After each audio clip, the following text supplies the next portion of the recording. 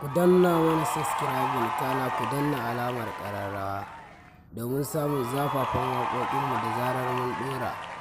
Mun gode. Sai dole waƙa yaron zamani wannan kanawa amana jini ne, mu amana jinin mu ne mu kanawa.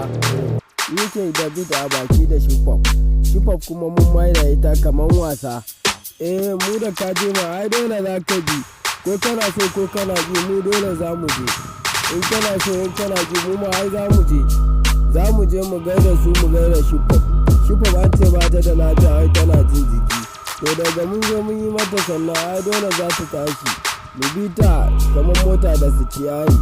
Na ce za na fara waƙar Hausa rapu sai suka yi mun dariya suka ce wani zararre ne.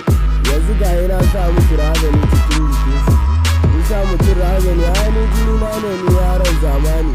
Muke ba su kuma kamar wasa, na ce za na sake ta wai suna ganin wasa. Yanzu ga na sa musu ita kamar na sa wasa a filin wasa.